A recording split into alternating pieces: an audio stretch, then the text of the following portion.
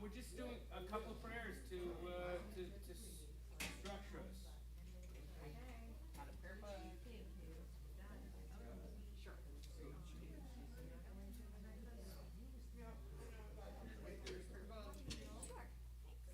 I think we are beginning. Shabbat Shalom, everyone. Come on in. Welcome, welcome. So thrilled to have you all. Awesome.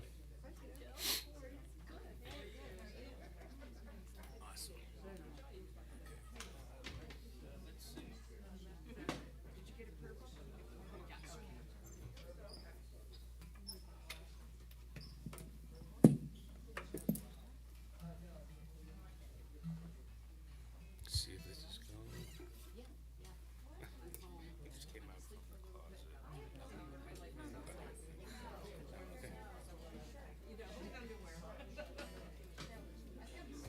Shabbat Shalom, everyone. We're going to begin. Let's turn. Baruch Hu's on page 28. Oh, morning. Morning, Baruch Hu, page No? 28? Oh. No. It's 106. 106. Sure. The first one to find it wins. I'm Rabbi Paul Kipnis, one of the rabbis here at Congregational Arami, 108. Our rabbinic intern, Sam Thal. We're thrilled you're all here. We have a speaker coming, but we might as well call ourselves to be ready. We'll sing Baruch Hu, we'll sing Listen, and Shema. We'll sing a Misha Berach, and then we'll learn together. So please rise. Ooh, sorry. Yeah, that's okay. Please rise. I agree. We'll start with Yai to warm ourselves up a little bit.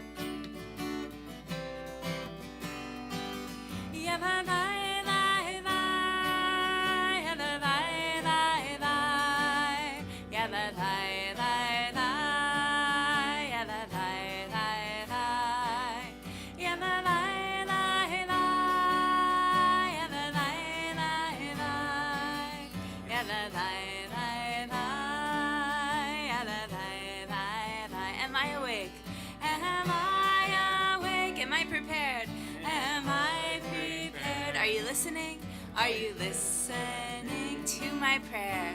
To my prayer. Can you hear my voice? Can you hear my voice? Do you understand? Do you understand? Am I awake? Am I awake? Am I prepared? Am I prepared? Yananai. Yananai.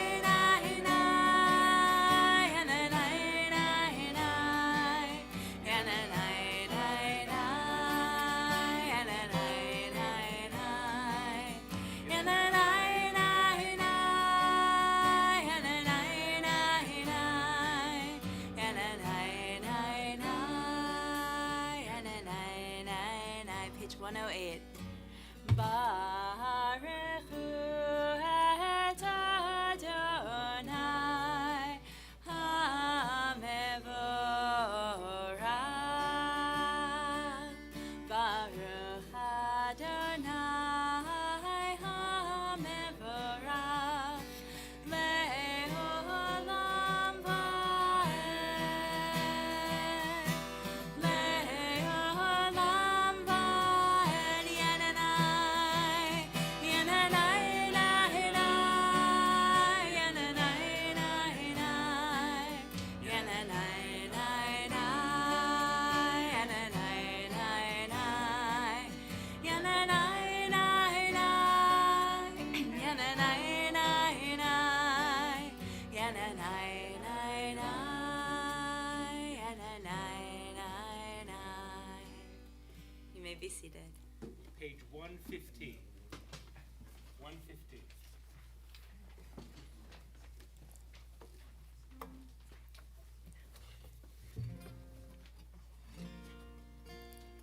So we'll continue with Listen, our community's version of Shema.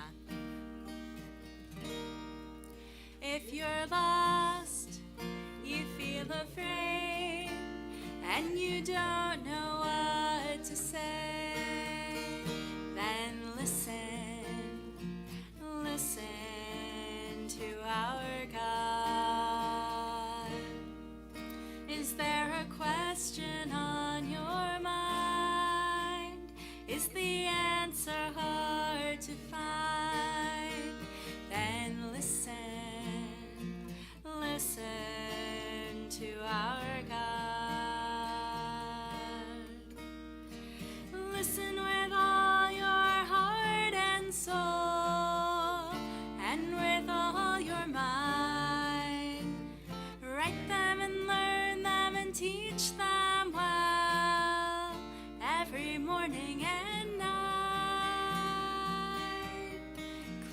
close your eyes and listen.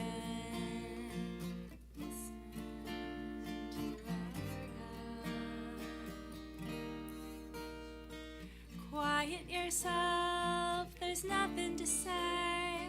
Stop all the chatter that gets in the way and listen. Listen to our God. When the wind and the thunder finally disappear, there's still a voice that you can hear if you listen. Listen to our God. You can hear it from the top of the highest hill or from the valley below. It can come from the edge of the universe. It can come from within your soul. Close your eyes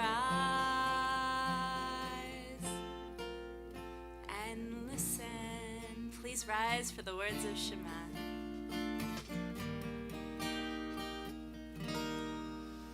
Shema Yisrael, Adonai Eloheinu, Adonai Echad. Baruch Shem Kevod, Shem Kevod Malechuta Le'olam Va'ed. Listen, listen to our God. Listen, listen to our God.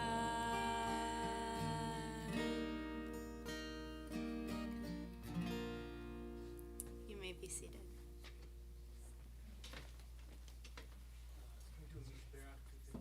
Absolutely. We'll turn to page 253. And our thoughts turn to our loved ones who are in need of healing, of body, of mind, of spirit, physical health, mental health. I invite you to turn your hearts to the people who you're thinking of, the people who are in need of healing in your life, and share their names and your relationship to them as my hand passes you.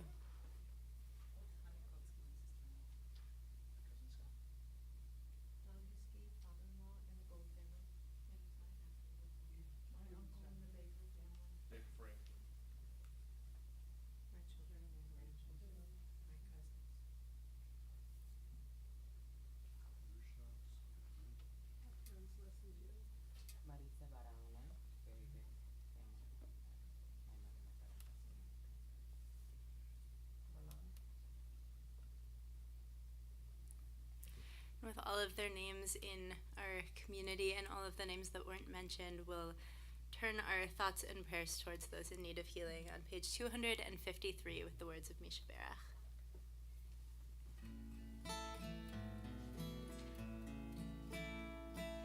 Misha Berach Avoteinu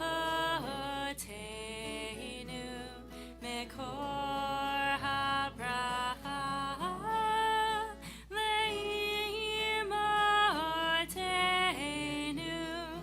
May the source of strength, who bless the ones before us, help us find the courage to make our lives a blessing, and let us say Amen.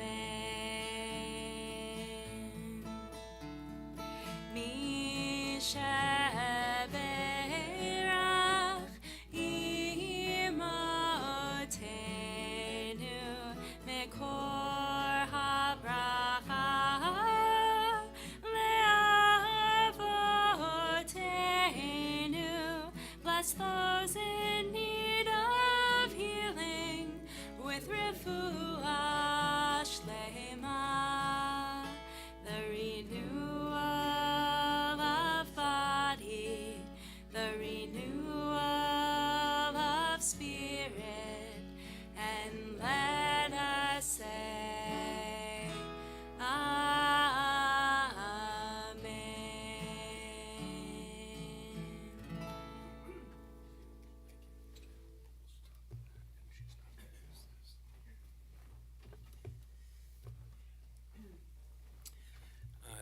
Deep thanks to Sam Thal, our rabbinic intern. She did a regular rabbi weekend this weekend we had religious school, Purim, which was huge, and then Friday night, then Friday morning we had we officiated together with Cantor Doug at a funeral, and then last night services, and this morning this, and I think there's something else coming up on Sunday. So thank you for all you do. You lift us up with music, with thoughts, with prayers, and with your teaching, and I'm glad you could be here, as you always are. Welcome to all of you. Let's just take a moment to create some community. Just take a moment and turn to people around you, or better yet, people you see who you don't know, and just introduce yourself. Say Shabbat Shalom, tell them who you are, and ooh, careful. Okay. And those online, drop your name in the chat so I can, a comment so I can say hi to you. Hi, Bob. I know you're out there. And hi to Deb. If you're streaming with us, please drop your name in the chat with a hello so we can be in touch.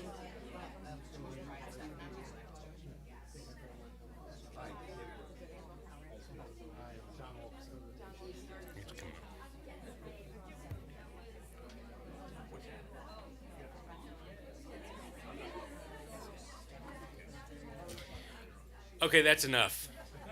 Come back.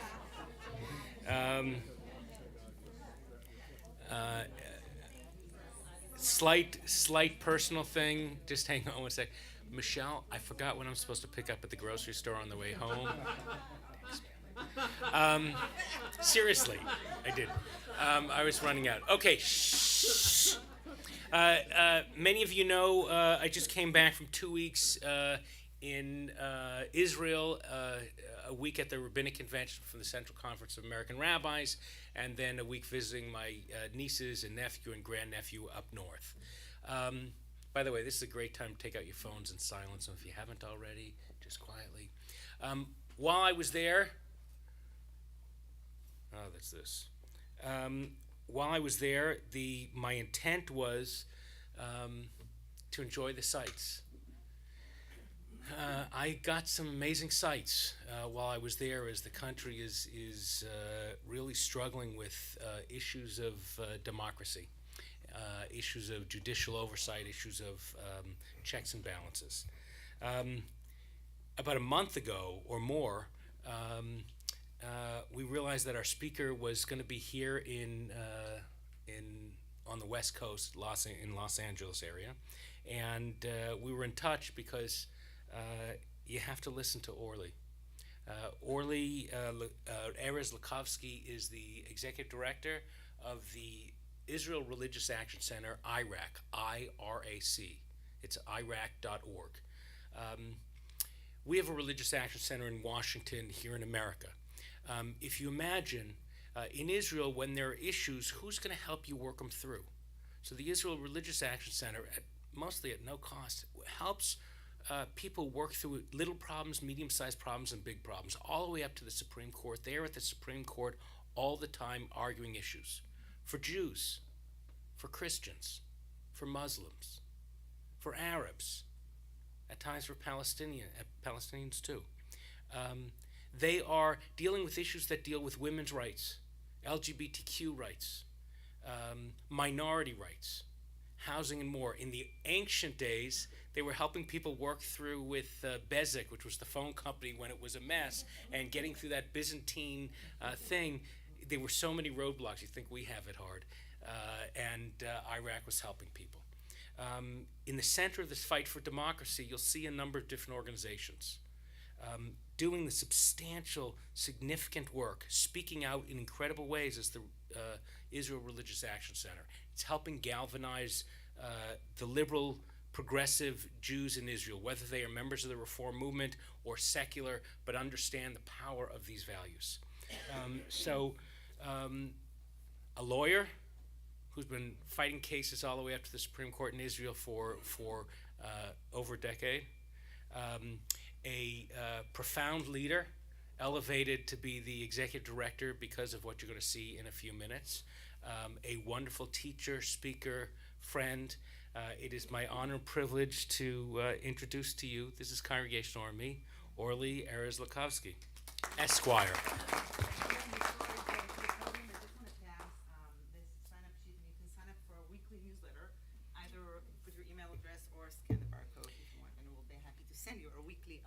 And those of you who are streaming online, if you just drop your name in the chat, if you want to be included to get the weekly updates from the IRAC, put your name. If I don't know you, put your email, and if not, text me or whatever, we'll get you. So just pick one. Thank you, Paul. Hi, everyone. Good morning, and it's so great to be here. And thank you, all of you, for coming so early in the morning. Thank you, Paul, for the warm introduction. I've been working at IRAC, at the Israel Religious Action Center, for actually almost 20 years, quite a long time. And we are the legal and public advocacy arm of the reform movement in Israel. And we've been fighting for 36 years to promote equality, justice, and pluralism in Israeli society. Before I talk about the current very problematic situation in Israel and the threats to democracy, I want to tell you a little bit about what IRAC has been doing for the past decade or so, just to give you a sense of our work. And I want to touch on the four main issues that we deal with: freedom of religion and equality to the liberal streams, women's rights, fighting racism, and assisting converts and new immigrants through our legal aid centers for Olim, for new immigrants. So first, freedom of religion and equality to the streams. You know, in Israel, there is no separation between religion and state. So the state funds heavily religious services, rabbis, synagogues, but it used to fund only Orthodox and ultra-Orthodox rabbis and institutions until we broke the monopoly. And after a long legal struggle, the state has started to fund the rabbis, the salaries of our rabbis, of Reform and conservative rabbis, and of some of our congregations, synagogue buildings, and such. In Israel, and I'll talk a little bit later about the current legal situation, but under the current situation, the state is supposed to act in an equal manner and to refrain from discrimination on the basis of religious affiliation, but in reality it did not do so. And that's why we had to go to court for each and every issue and basically force the state to act equally towards us. We had a very long legal struggle on the issue of conversion. Under the law of return, basically anyone who converts to Judaism is basically entitled to citizenship, Israeli citizenship, but the states refused to recognize reform and conservative conversions, both abroad and in Israel.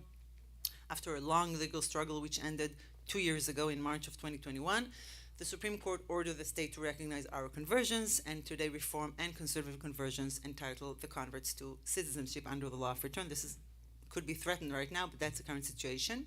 We have a long legal struggle about the Western Wall and our demand for a proper alternative of an egalitarian prayer space. There is an egalitarian plaza today at the Wall, but it's not a real alternative. It's not funded by the states. We do not control the place. We have no say in how it's being run. And the prayer, the fact that it's an egalitarian prayer, it's not like written in law or something and could be changed like overnight. Rabbi Paul mentioned I argued before the court. Actually, just 10 days ago, I argued before the Supreme Court in our Western Wall petition. So every couple of years, we have another hearing. It's a petition that's been pending for a while before the court. And the court asked the state what's going on, how are you going to deal with the issue, deal with the violence, which is actually happening at the Wall. We represent Women of the Wall, and I go to the prayers of Women of the Wall every Rosh Chodesh since 2016. The state keeps saying, oh yes, I'll take care of it, and nothing actually changes on the ground. We were just, I don't know, Rabbi Paul, if you were in Rosh Chodesh Adar, we were just celebrating with CCAR at the Kotel, so we were with the Women of the Wall at the Rosh Chodesh Adar prayer 2 weeks ago. Again, it was very violent, unfortunately, as usual, and we encounter this over and over and over again, and we demand the court to intervene. The court has not done so far. That's just very, very, just a little bit about our fight for equality for the religious streams in Israel. Moving on to the issue of women's rights, we identified the dangerous trend of gender segregation in the public sphere, which started in Israel about 25 years ago. It started through demands of the leaders of the ultra-Orthodox sector, demanding to impose gender segregation in a variety of contexts. It started with gender segregation on buses, where women were asked or demanded to board the bus from the back door and sit at the back of the bus. And I'm sure it sounds very familiar to American ears, reminds of really dark times. Israelis at the beginning did not really pay a lot of attention to that. We took the case to the court, and some people told us, well, you have to let the ultra Orthodox live their life. It's just a couple of bus lines. Well, it turned out, first of all, it was many, many bus lines all around Israel serving a variety of populations. But it turned out that the ultra Orthodox themselves not necessarily wanted this. So during the legal fight, we had ultra Orthodox women call us and say to us, thank God that there are reforms in the world. You are fighting the fight that we cannot allow ourselves to fight. We want to resist this, but we can't do it publicly because otherwise we will be said, we're an outcast, we're not part of the ultra-Orthodox society. So it was clear that within ultra-Orthodoxy, like any society, there is a variety of voices. And for many years, the state just sort of listened to the most radical voice and did whatever the leaders wanted. But first of all, it was humiliating to women all over Israel, and also it did not represent what actually people wanted, both men and women who belonged to the ultra-Orthodox sector. So we took the case to court. The Supreme Court ordered, basically said that forced gender segregation in public buses is illegal. And what we did after this decision is helping women who were continued to be sent to the back of the bus file civil suits for damages, because under Israeli law, any person who supplies public services is not allowed to discriminate on the basis of gender, religion, race, whatever. And basically all of our cases, most of our cases have been accepted by the court, and the court ordered the drivers to pay damages. And although the sums were not very high, it did sort of create sort of a change of reality, because the drivers told themselves, why should we do that? We'll have to pay, to compensate the person. We just actually had like the latest court decision just 2 weeks ago. It was a case that happened in 2019 of a woman who wanted to board a bus in Jerusalem going to Bnei Brak, and she wanted to board the bus, but the bus driver stopped the bus, blocked the entrance to the bus, and said there is room for only 12 men. So she was not allowed to board the bus at all. We won this case, and the court ordered him to pay her damages. So that's just one example. The gender segregation started with buses, but it did not stop there. We have a lot of cases on forced gender segregation in cemeteries. In Israel, funerals are conducted mostly by ultra-Orthodox burial societies, Chevra Kadisha, and some burial societies try to force gender segregation on the grieving family. So we had this heartbreaking case of a brother and sister who in their mom's funeral were ordered to separate and were not allowed to hug and sit together. Sometimes women are not allowed to eulogize or take full part of the funeral. And we had a series of such cases. Each time we had to go sue a different burial society, and we also held a couple of months ago a campaign to raise awareness of the Israeli public that those demands are illegal and that a woman can resist those demands on the spot, because after the event, like, you can sue and get damages, but you can't bring this moment back, right? And it's like the most sensitive and really heartbreaking moment of a person's life. So this is another issue of gender segregation. We had a class action suit against an ultra-Orthodox radio station which did not allow women to be heard on air. We're not talking about women singing, which you can sort of debate halachically whether it's permissible or not. It was about women talking, which is no basis in religious law whatsoever. It was just an invention. But for 2.5 years, women were not allowed to be heard on the station. We took the case to court on behalf of the ultra-Orthodox women that were not allowed to be put on air. And we found out that around a third of the women, of the ultra-Orthodox women who actually listened to the station, thought it's humiliating. It was a really large group of women. It was about 40,000 women, because many people listened to the station. After we filed the class action suit, they actually started allowing women to be heard, and they even have female anchors. And it was amazing, because at first they told us, well, once we put women on air, nobody would listen to the station and we would have to shut it down. The reality was the complete opposite. So just more and more people listened, because people wanted to hear a variety of voices. And at the end of the legal process, the station was ordered to pay 1 million shekels in damages, and those went to programs which empowered ultra-Orthodox women. And it was really a very good example of how the legal proceeding could really change reality. And today women are being heard in the station, and it's a completely different picture. We also have a long legal struggle against modesty signs, which are hung in different streets in Israel, in Jerusalem, and in Beit Shemesh. Those signs are humiliating and are also sometimes enforced by extremists who curse and throw stones at women who are not dressed modestly enough in their opinion. So the Supreme Court already ordered those signs to be taken down, and we follow up on this issue as well. We have a lot of other cases on women's rights, but that's just give you a taste. Moving on to our fight against racism, we go against people who use racism, who use Judaism to incite to racism, to incite against Arabs, against non-Jews, and against other groups such as LGBTQ or liberal Jews. In Israel, incitement to racism is a criminal offense, and so we demand that people who incite to racism, even if they're, or especially if they're religious figures who people follow and look up to, charges be pressed against them. Some of those rabbis who incite are part of the civil service. They're employed by the state as city rabbis or neighborhood rabbis, and therefore they have an additional duty to basically treat everyone respectfully.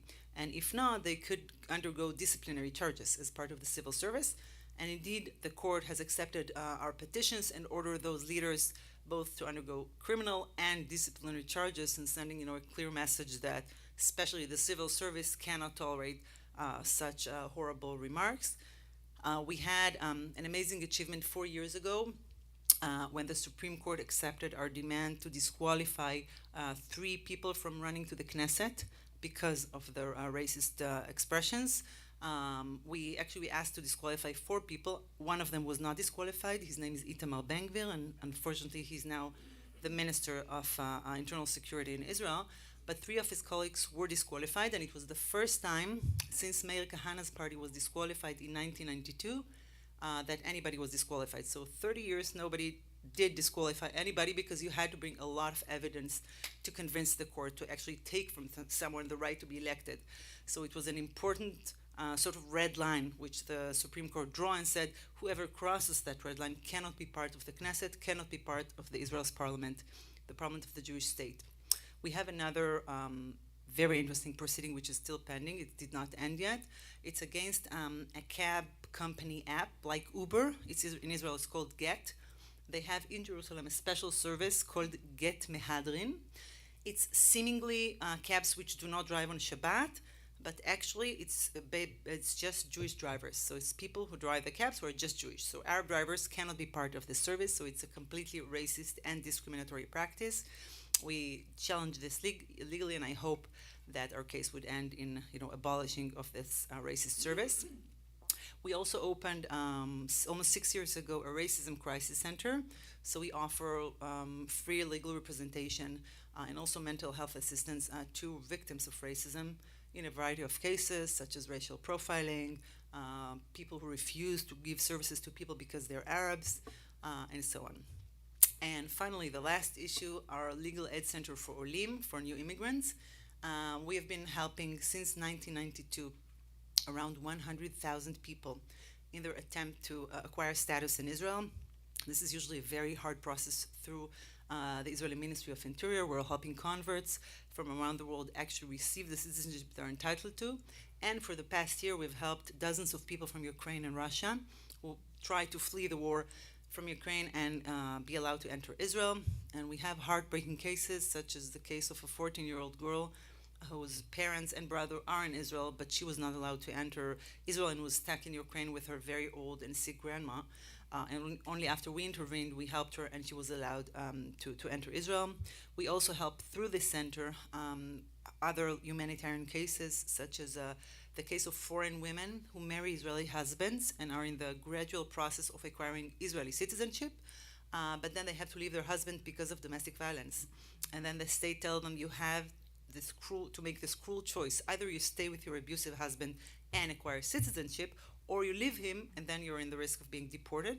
And that's the case even though they have Israeli kids who have Israeli citizenship. We've just run a campaign in last summer asking Israelis to send letters to the Ministry of Interior demanding to change this cruel policy, and indeed we see a little change, so more and more women are allowed now to stay in Israel. So that's just a very, very, very general overview of some of the things we've been doing. And as you can see, the main tool that we use is the legal tool, because if you present minority rights and you don't have, you can't change laws through the Knesset or work through the government, the Supreme Court is the place which can help us and protect us. And now this is under threat of being changed. The new government, which was sworn in at the end of December, is the most extreme, racist, homophobic, and misogynistic government Israel has ever had. And reading through the coalition agreements of the different parties that form the coalition, you really, it's unbelievable all the things they want to achieve. I don't know if they'll be able to do it, but really things that endanger the rights of liberal Jews in Israel, of women, of LGBTQ, of Arabs, and of many other underprivileged groups. And the first thing that the government is doing is this legal revolution that they're pushing for these days or for the past few weeks.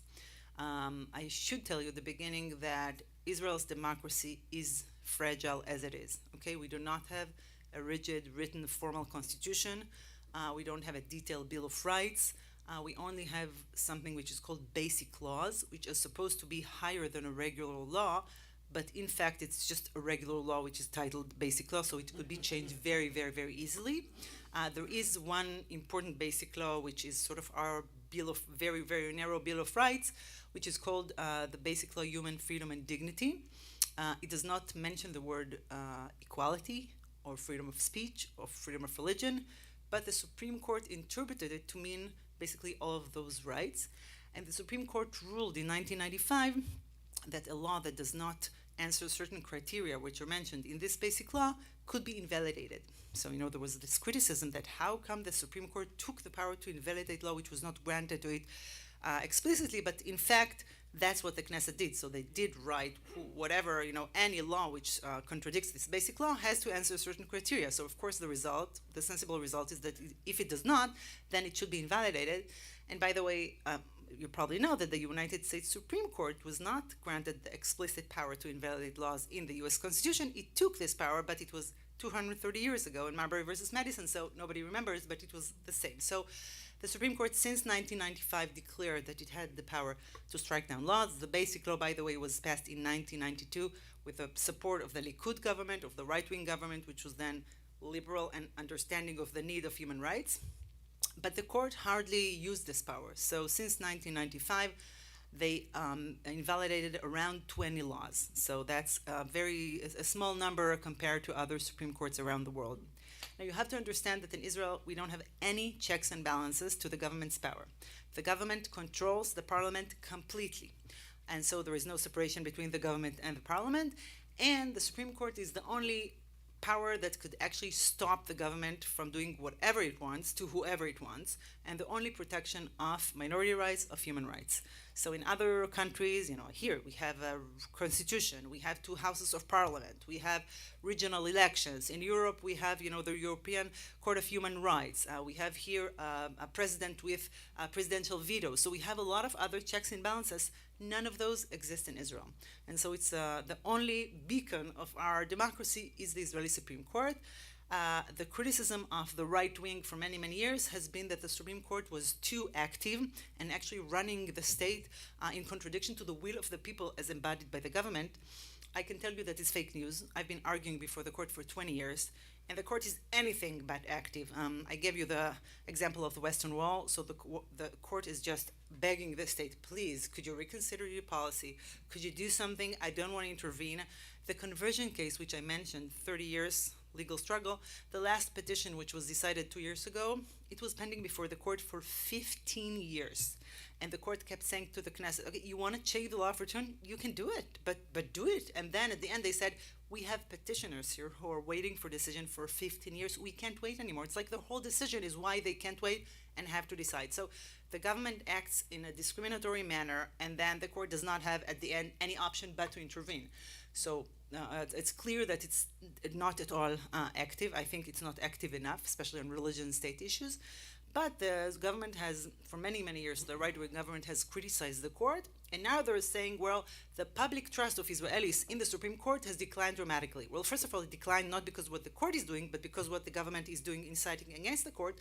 But the public trust in the court is much higher. It's like double the number than people trust the government or the parliament, right? So it's still people believe that the court protects our rights.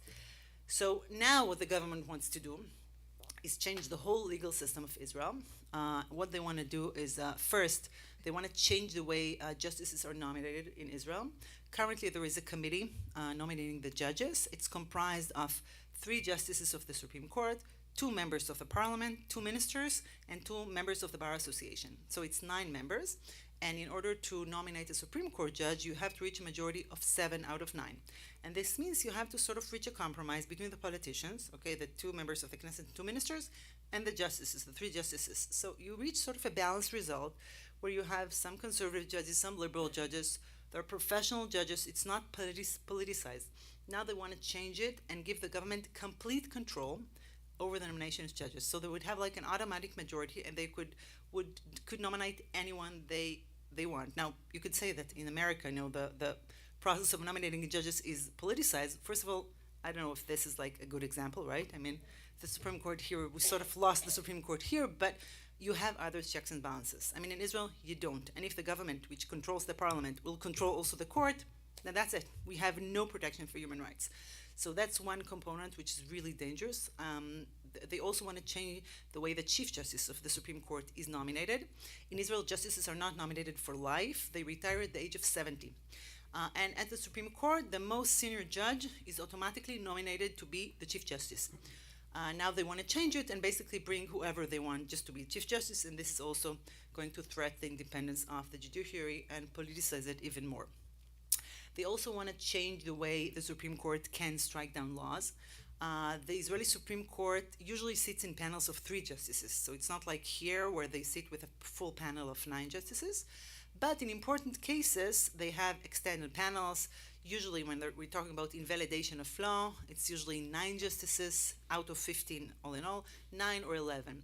Now they want to say that for any case dealing with validity of law, you'll have to have the full panel, so 15 justices, and you'll have to get a majority of 12 out of 15. So that's like an enormous majority, which would make it almost impossible to invalidate a law.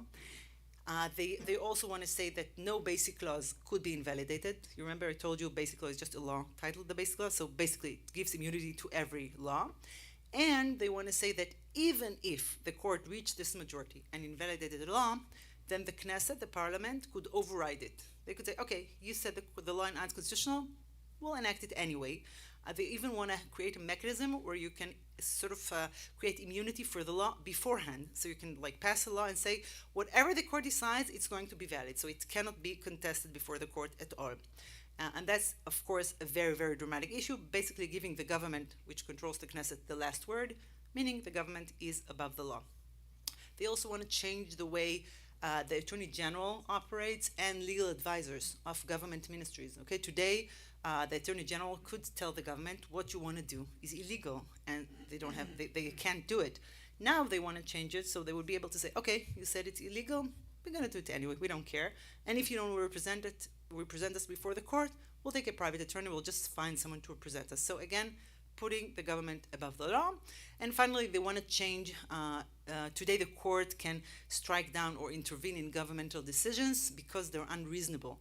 So saying, for instance, the government did not consider all the issues it should have considered, or considered things which they shouldn't have, like, issues of conflict of interest. They want to abolish that, also creating immunity for government decisions. So as you can see, this whole package is going to completely turn upside down all of the Israeli legal system and create a system like nowhere in the world. Okay, so the people who push for this revolution are saying, okay, override clause, we have this in Canada, and the United Kingdom does not have a constitution, and America has a politicized process of nomination of judges, but they just take one component from each system. They don't see the whole picture, and the whole picture creates a system with no checks and balances, and this is, of course, not a democracy anymore. So that's the doom and gloom part, right? Very, very scary and troubling. The good news is that the Israelis are not accepting it and like, okay, go on. People are opposing it in numbers like never before, like we've never seen in Israel. So for the past 10 weeks, Israelis have gone out to the streets in growing numbers. Last Shabbat, that we're going to see soon, actually it's actually happening right now, how many are going this Shabbat, but last Shabbat there were 400,000 Israelis out in the streets. Okay, in American numbers, it's like over 10 million Americans would go out to the streets for 10 weeks straight. I mean, imagine that. It's really unheard of. And I think this is really good news because Israelis have become much more politically active. Many people who are indifferent, for like around many struggles. I've been leading so many struggles, and I've participated in so many demonstrations, and I've asked my friends, please come on, and they would say, we don't want to leave the house, we're tired, we're that. And now everybody is out in the streets. And this is amazing because, I think the worst enemy when we try to fight bad people is indifference, right? And now people are not indifferent. They're taking a stand. They understand that if they stay at home, that's actually helping those who want to destroy Israel's democracy. And the fact that these numbers are growing and the momentum is not dying down is amazing. People are just not willing to give up on our country. An amazing thing is also that if you see the pictures, you see a sea of flags, of Israeli flags. The Israeli flag for many years was identified with the right, and now people are reclaiming it. People are like saying, this is the government, it's a dangerous government, but this is our country. We're not giving up on it. We're not giving on our flag. This is our country. We're Zionists, we're Jews, we love our country, and we are not willing to give up on human rights and on the basic values of democracy, which is equality for all, dignity, and protection of human rights. And again, this is something that is completely, completely new, and it really gives me hope and encourages me. We see other phenomena like never before, economic implications, people both warning, and actually we see it in front of our eyes, people, taking high-tech companies which take investments out of the country. We see people who serve in reserve duty and say, we're not going to go on reserve duty, we're not going to be part of the army, okay? Pilots who are saying, we're not going to go to the army because this is not going to be a democracy. This has never happened before, and those are normative people who are, the part of Israeli society, and they are saying we're not going to allow it. So clearly the government did not foresee such a magnitude of opposition, and the process of the legislation, which unfortunately continues, has slowed down dramatically. But I wanted to tell you that not only the Israelis have a role here, I think you have a role here too. Okay, Israel is not only the country of the Israelis, it's the country of all Jews. It's the homeland of all Jews. And I think it's not only your right, it's your duty to raise a voice. Okay, because we care deeply about Israel, this is our moment to raise a voice. On the way here from LA, I saw a sign saying, I think it was like a fitness center. It says, it hurts because it matters, right, when you work out. So it hurts, right, because we care about Israel. And because we care about Israel, we have to raise a voice. We have to tell everybody and everywhere possible that this cannot go on, that the Jewish state must remain a democracy. We've seen voices raised by the Jewish community here, federations publishing ads, a lot of op-eds on this issue, and I urge you to call your elected representatives and to tell them, raise a voice, say that this is something that the U.S.-Israel relationship is based on the shared values of democracy, and this we have to make sure that Israel remains a democracy. I can tell you that your voice is important as it is, but it also strengthens us in Israel. 2 weeks ago, in the large protest, the central protest in Tel Aviv, Rabbi Rick Jacobs, the president of the URJ, gave a speech in front of 150,000 Israelis. He gave a 5-minute speech in Hebrew. It was really moving. And after the speech, I went with him sort of out of the demonstration, trying to catch a cab. And Israelis stopped us and told Rabbi Jacobs, thank you so much for your words. It's so meaningful for us Israelis to hear that we're not alone. We are, our values and our fight is shared by so many people around the world. So the sense of solidarity, of giving us the energy to continue, it's a long fight, it's a frustrating fight. This helps us really also. A couple of weeks ago, we sent through our weekly newsletter, we asked our readers to send emails to the Prime Minister, to the Justice Minister of Israel, and to embassies and consulates of Israel around the world, asking them to stop the legislation, and more than 12,000 emails have been sent.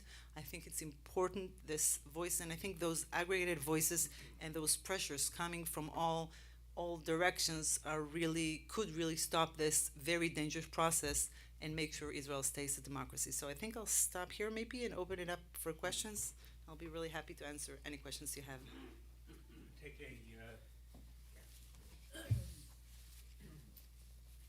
And now you know why we had to hear Orly speak.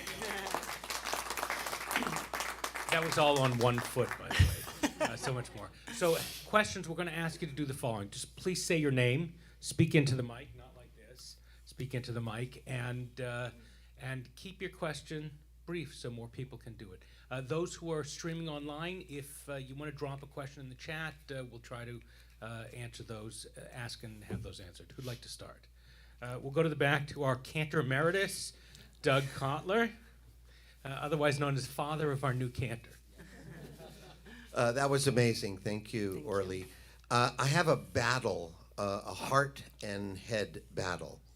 How do you justify a democratic, pluralistic country that is one religion? How can you have a democratic, pluralistic country that is a Jewish state? Yeah, that's one hell of a question. Listen, I believe in a Jewish and democratic state, okay? I believe that the Jewish people, of course, has the right of self-determination and that we should have a Jewish state, but at the same time, it should be democratic. And it means that once you're inside the country, of course, the law of return does give preference to Jews, but once you're in the country, then there should be complete equal rights to everyone. And in theory, this what should be, right? I mean, they want to change it now, but actually, this is what the law says. So there should be complete equality. I'm not talking about the West Bank, okay, that's a whole different story, and there's definitely not democracy there, but within the Green Line, there is, in theory, a democracy. We go and challenge all of those unjust practices, but in theory, this could happen. So I do believe that this is something that could reside together. I think that when you talk about Judaism in Israel, a lot of people think, well, Judaism is orthodoxy, it's ultra-orthodoxy, it's what the chief rabbinate means. I can tell you that our slogan in the protests is protect democracy in the name of Judaism. And some people are like, yeah, I like it. And some are like, I don't like it because they think of Judaism as a very narrow, exclusive, discriminatory religion. But we say, no, we bring this liberal Jewish voice to counter the extreme Jewish voice that the government is promoting. And I believe that this Jewish voice is exclusive and does not make discrimination of others in the country. So I believe those two can definitely live together. So I'm particularly interested in the back half of your answer was fine. Once you said, I believe in a Jewish state, but again, the Jewish state has a preference for one religion. And how can how can a country be democratic if it prefers one religion? That's kind of the basis of democracy, and because you end up with one boss, and a democracy can't have a boss.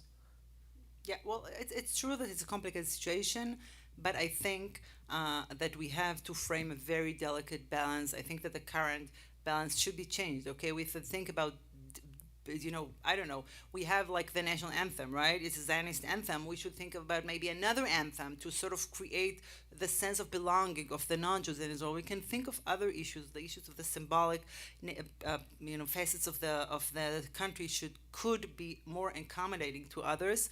I think the fact that the nation-state law was passed in 2018, which really states that Israel is the homeland of all Jews, but does not say anything about equality, is very problematic because it sort of distorts this very delicate balance, like you say, between Jewish and democratic. It's true that it's complicated. It's true that the Palestinian Israeli citizens feel different, but I think that's something that I think because the Jews should have a state of their own, this is something that we should sort of figure out how to create in a delicate manner that would create a sense of belonging to all Israelis. And it's true, it's a major challenge. I think other countries, which there are other countries who are considered Christian or are like Christianity is the religion of the state, like in Europe, and there are, here are some of the you sometimes could say that you, like Jews, will feel differently than Christians, but I think this is the challenge that we have to stand up to. We shouldn't, the solution is not to give up. It's to try to create this delicate balance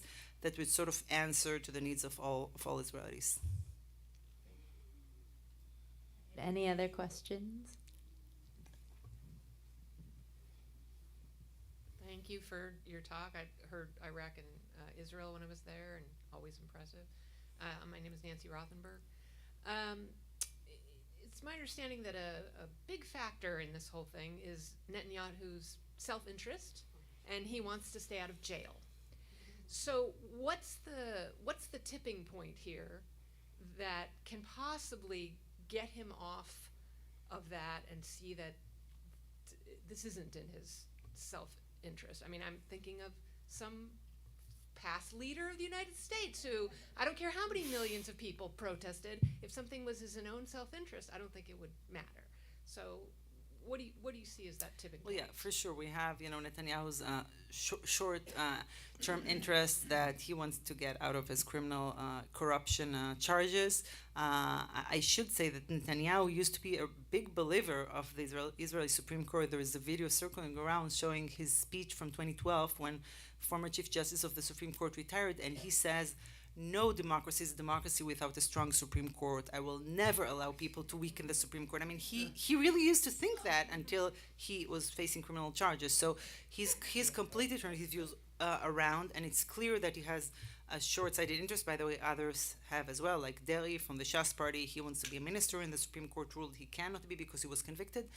I think what the protests try to achieve is to show Netanyahu that the price is too high. Of course, he has his personal interest, but at least he should try to, freeze the legislation. People say, okay, let's start a dialogue, right? Because maybe we have to talk about what Israel's constitution should finally look like, and that's okay. I mean, we can do it, but we have to stop now this crazy, crazy legislation that is going on in such a rushed manner. Some people say, maybe we could, the Attorney General could offer a plea bargain to Netanyahu, and actually I think there had been attacks, but I think he wasn't willing to accept it. I think in contradiction to other parts of the coalition, like Smotrich and Ben-Gvir, who is the most extremist part of the coalition, who really don't care about anything. Netanyahu, of course, cares about himself, but he understands the bigger picture. So he understands the need of the support of the Biden administration. He understands the importance of U.S.-Israeli relationship. He understands all of those, and he needs to understand so much it is at stake here. Also, there are some members of the Likud who I'm sure are against this legal revolution, but they do not have any courage to speak up. Okay, the current coalition enjoys 64 votes, so it's enough that 4 people would not vote with the coalition, then they would not have a majority. So there are protests in front of the houses of people such as Nir Barkat and Yuli Edelstein and others who are in the Likud and understand the grave consequences, trying to push them to at least not support this, but refrain or even opposing it. So we have to continue to put pressure in order for Netanyahu and others to understand what the consequences are. And I think anybody who actually watches Netanyahu, he looks very worried. He looks very, very stressed out. He understands that he has a big problem. And I think no government can ignore this amount of protests. I mean, they understand they went too far. If they had gone, every time offering one bill, that would have been different. I mean, I think, their mistake, and I think good for us, they just introduced the whole package all at once, and it was too much for the Israeli public, and that's what sort of caused this amazing protest. So hopefully we'll be able to continue the pressure. People now in Israel think we're on the verge of a civil war. I mean, the amount of polarization and almost violence that is going on in the streets is like never before. But the amazing thing is that, which I haven't mentioned, is that most people, even about half of the people who voted for the coalition, are against this. I mean, of course, at what's going on now, they're like, okay, let's stop this craziness and sit down and talk. You can't rush with this legal revolution to change the Israeli legal system in a month. It just doesn't work. And we have many, many people, including on the right, that say we don't want it, we didn't vote for it, and you have to stop it. And it's definitely not the most important item on the agenda of the people who voted for this coalition. I mean, they don't really care about it. They care about the cost of living or security issues. According to a survey, just 6% of the people who voted to the coalition they think that's the most important thing is the legal revolution. They don't really care about it. So they understand that they don't have the support of even their voters. And in this sense, I think it's dramatic and important to continue to put the pressure for them to at least pump the brakes for now.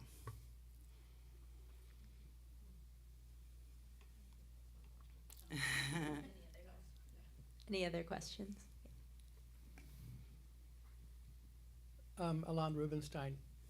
The obvious question of how stable is this government, given that there have been several that have fallen in recent years?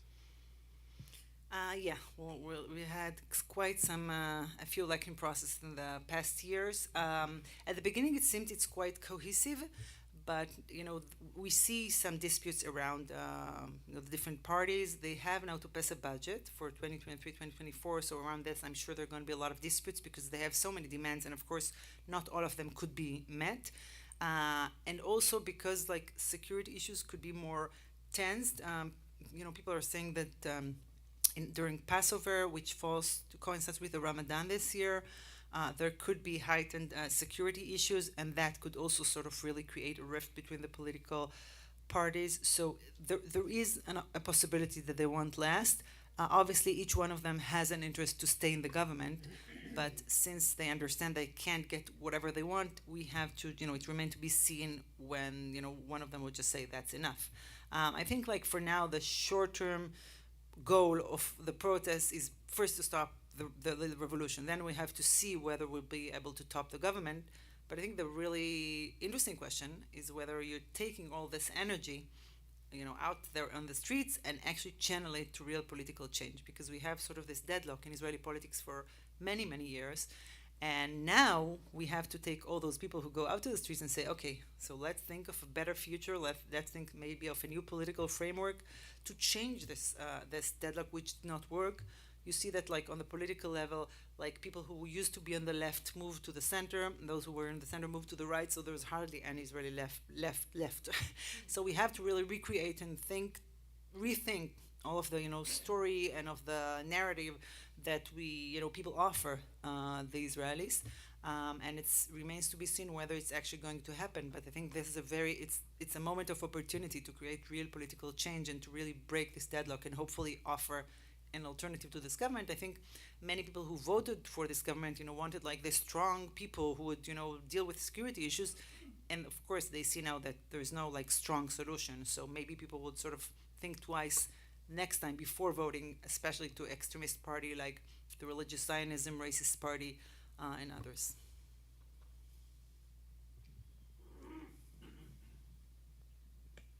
Bobby Rubenstein, this was kind of my question. Maybe you could discuss it a little deeper. Do you think there will be a stronger left or liberal or labor party growing out of this that will be strong enough to take on the right-wing parties? So that's, I think, a big question. I think in Israel, a really interesting phenomenon is that you see that while here, I think young people are more left or more radical than their parents, in Israel, the youngers are more right. Okay, you see a lot of young people who voted for Ben Gvir, for the racist Jewish Strength Party, which is part of a religious Zionism party. And I think some of them, it doesn't mean that all of them are racist. I think some of them were not aware of all the ideas. And today you see more and more young people in the streets in the protests. So in the beginning it was more people like my age and older, and now it's more and more young people, which is really, really important. Taking all those young people, people who voted for the first time, and I'm not sure we're really aware of all of the political issues and are now becoming more politically active. I think people are now starting to understand that, like, everything is connected, including the issue of the occupation. So there was this 2 weeks ago, this horrible pogrom in Hawara, in the village in the West Bank, where settlers went into the village and burned stores and houses, really, really horrible. And then a few days later, there were protests in Tel Aviv, and the police were very violent toward the protesters. So the protesters chanted, "Where were you in Hawara?" So it's like people start to connect the dots that, like, everything is connected. I mean, things which happen in the West Bank sort of penetrate and influence things which happen in Israel. And people never, like, Israelis never talk about the occupation, right? Like mainstream Israelis, it's like this elephant in the room. And I think now it's not that, like, all of the Israelis will become left wings, but people are starting to understand that if we want to have a democracy, if we want to have human rights, then we have to figure out all of those issues.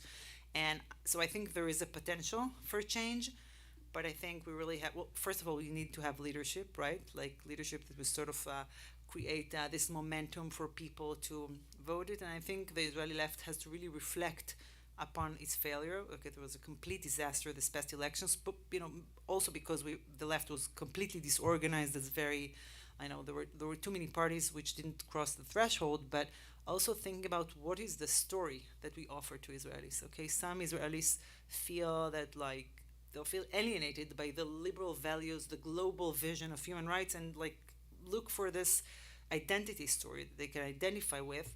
And I think we have to sort of reimagine this story and sell it in a way that will appeal to more Israelis. So I think there's a potential. We have to see whether it's actually going to be fulfilled.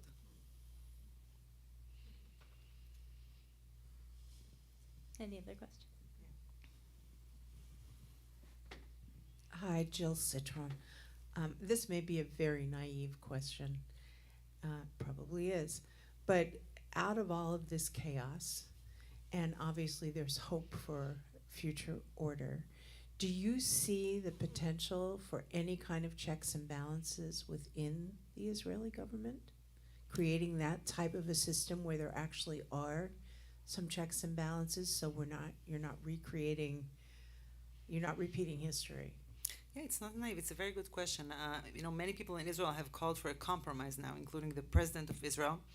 And people say, okay, compromise, if we want to do a compromise, well, let's rethink the whole thing. Like you were saying, what the reform that we really need is not weakening the Supreme Court, but strengthening the human rights. Actually, really passing a real constitution with people agreeing on it and seeing how we can once and for all create a more stable system. I think it's going to be very hard under the current circumstances, but definitely if we could start some kind of a deep process, a deep dialogue, and to rethink the whole system, it definitely makes sense. Because you're right. I mean, if we now, what would happen in another few years, it could happen all over again. So I completely think, and a lot of people say, a lot of legal experts say, okay, this is the moment where we have to stop and think about a real constitution, a real Bill of Rights, stating by law what is the power of the Supreme Court to strike down laws, when it could, and if they would have the power under law, then they couldn't be criticized, right? Because the law has given them. So really trying to make it more explicit and orderly and stable. So that's people really want it to happen. I don't know if we would be able to do it, but that's like some people definitely call for it. Rabbi Paul Kipnis. Hi. Thank you, Orly. Every time I hear you speak, it clarifies things, convinces me that I have to learn more, visit more, to understand more. But I'm so glad we have people like you at the IRAC who are fighting these issues. To sit as an American Jew in America and think about Israel and think about how to respond to things going on in Israel is challenging. We have those on the Jewish right who say, don't criticize Israel, don't say anything. There's a rabbinic Zionist coalition now. My friend is a leader in it who says, we do everything behind the scenes and quietly, but don't say anything publicly because it shames Israel, gives strength to Israel's enemies. On the far left, we have people, even pseudo-Jewish groups that say that Israel shouldn't exist. I'm going to leave those aside for a second. But there's a small group that are saying, who cares? Israel is an embarrassment because of the occupation of the West Bank. Israel is questions about democracy. So why bother? And so to sit as a Jew in America is to have people saying don't say anything and others who say don't care. As an Israeli leader, a leader with a vision for democracy in Israel, who do we listen to? Okay, so I think what I say to people who say, don't criticize Israel because it could fuel anti-Semitism or BDS, I think, well, what could fuel anti-Semitism is what the government is doing. I mean, look what Israel looks like right now. That's not the problem. I think the problem is what's actually happening. And I think this is our role because we love Israel, because we care about Israel. If we see someone we love do something wrong, then we want to prevent this from happening. So I think now our role is to raise a voice and say, okay, we have to stop it, to stop this crazy process and to make sure Israel, the threats are put aside, that Israel remains a democracy. To those who don't care and, would say, okay, I don't care about Israel anyway, just give up on Israel. I say, don't give up on us. I think the solution is to help those in Israel who try to fight those trends and to support, so many people who try to keep Israel a democracy. So, I would say to all of those, this is like not a regular moment. It's not a routine moment when you can say, okay, let's talk behind this. No, it's like a moment like never before. It's a moment of crisis.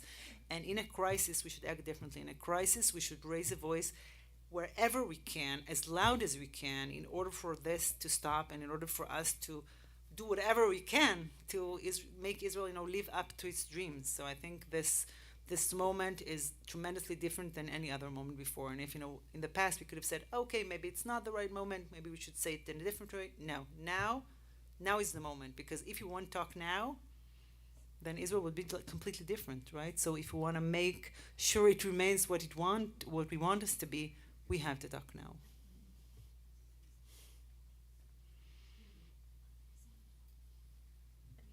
Yes.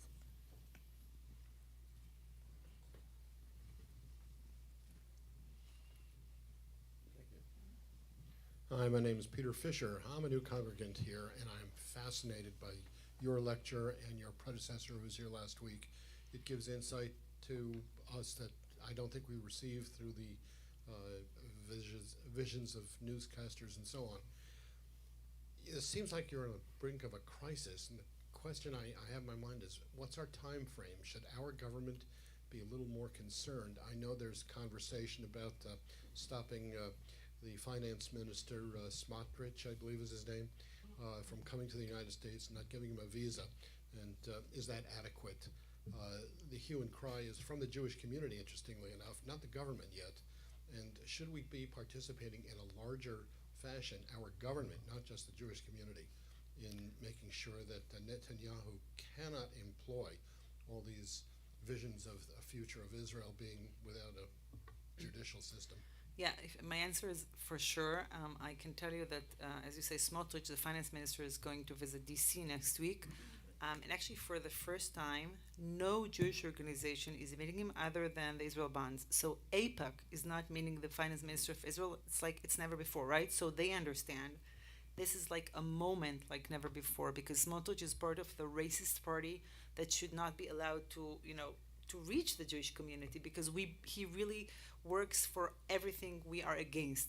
So I think in this sense it's really dramatic and important. We have worked, the IRAC has worked to engage many Jewish Democratic representatives in the Congress to write to Netanyahu, and indeed they just sent him a letter, 16 Democratic Jewish representatives, saying you have to stop it. And I think it was really important. J Street got over 90 members of Congress to call to Biden, do something. You have to speak harshly against this. Biden just, said just a few sentences which were mentioned by Tom Friedman in an op-ed a couple of weeks ago. So I think it is definitely the time for the government, for the United States administration, to say you have to stop it. This is crazy. The American ambassador in Israel, Tom Knights, actually just said a few weeks ago to Netanyahu, you have to pump the brakes over the legal revolution. And then the diaspora first minister in Israel told him, mind your own business. And then Tom Knight said, I don't think you want America to mind its own business. I think you want America to mind Israel's business, right? I mean, we need America. So, and what I say is that Israel is your business. So you have to mind our business. So I think we hear those voices, and we definitely should hear them more, because this is so dramatic. It's not just, intervening in internal affairs of Israel. It's the very basis of Israel as a democratic state. And that's why we should hear those voices louder. What is the time frame before enacting Yeah, all of these laws? the time frame is very, very tight. So the current session of the Knesset ends at the beginning of April. They go to a Pesach break. They wanted to pass all the legislations by then, which is like 2 weeks. I hope they won't be able to do it. We have to continue to put pressure in order for us to slow down the process. And after they come back from break, who knows what's going to be. Everything is so dynamic, especially in the Middle East. So the time frame is very, very tight, and that's why it's so important to raise a voice right now. Because if we wait like a couple of weeks, it's going to be too late. Hi, thank you so much for being here. Shelley Hiskey. Okay, so we're sitting here chatting while you're talking, sorry. And but we both are thinking the same thing, which is our prior government, was really a supporter of Israel. And theorizing here in my own head, did some of the young people in Israel catch on to that because there was a strong support from Israel from our prior administration? And how do you deal with that now? Because it is the current administration here in the United States is not as vocal And is that harder for Well, you to deal with? I think people. And one more thing. Can you define what you mean by the racism, how you define racism in the party, the current party that you say is an issue? First of all, Israelis definitely see the Biden administration as very supportive of Israel. I think, the Trump administration was, the whole thing is Israel saying we have to remain this bipartisan support of Israel, right? We have to make sure that Israel is supported by the states no matter who is the president. And I don't think people see Biden as like anti-Israel. Maybe the extreme right does, but like for mainstream Israelis, they understand that in general there is this support. When I talk about racism, basically it's believing in the fact that Arabs do not have equal rights in Israel, that Arabs should be kicked out of the country, that Smotrich just called after the Hawara incident. He said Hawara should be wiped out of entirely. I mean, really horrible calls to violence against people just because of their race. And so the Religious Zionism Party is comprised of three parties: Religious Zionism, which used to be a moderate Orthodox party in Israel years ago, but has become very right-wing and very extreme. The Jewish Strength Party, which is basically the followers of Meir Kahane, extreme racism, and as I said, a few of their candidates were disqualified by the court. And the Noam Party, which Noam in Hebrew means pleasantness. They're anything but pleasant. And the head of this party, his name is Avi Maoz. He's a homophobic person. He was actually put in charge of extracurricular programs in secular schools. Okay, he sends his kids to religious schools, but he's in charge of secular schools. And he said, I'm going to make sure that Israeli school kids in secular schools do not learn liberal programs such as religious pluralism, dealing with LGBTQ women's rights, and rather he wants to push for racist and homophobic programs. He thinks like the worst thing is that in governmental forms, instead of mother and father, it says parent one, parent two. It's like, for him, it's like the worst thing. Unbelievable. So, but the amazing thing is that after he said this, people all over Israel said, we're not going to allow it, to block like those programs from entering schools, the liberal programs. And mayors from all around Israel, dozens of mayors said, if the government is not going to fund liberal programs, then we're going to do it. And it included right-wing mayors from the Likud. Okay, I live in Mevaseret Zion. My mayor is from the Likud. And he said, I don't care what Avi Maoz says. I'm going to make sure that school kids in Mevaseret Zion, a suburb of Jerusalem, are going to be taught liberal programs. And this was, again, very encouraging because you saw that people on the ground, like most Israelis, are for gay rights, they're for women's rights, they're for liberal values. And this really creates a lot of opportunity to, promote issues on the municipal level. I think it's a little like here, that during the Trump administration, you could do a lot of things through the state level. So in Israel, we're going to have municipal elections actually at the end of this year. And you could do a lot of things through mayors, through municipalities, especially the reform movement, because we have 50 congregations all around Israel. So we have a lot of congregants who have a lot of power to influence on the local level. And we are going to work with those congregations to make sure we can promote issues on the local level. We have a question coming in, and this will be the last from There was Bob Levy in New York City. He asks, you mentioned that young people are moving to the right. Does this movement occur before or after they serve in the IDF? And I will add, does that play into it? Or what are the reasons for that? Yeah, it's definitely, I think that definitely the issue of serving in the IDF supports this. Unfortunately, I think it contributes to the fact that more and more people are on the right.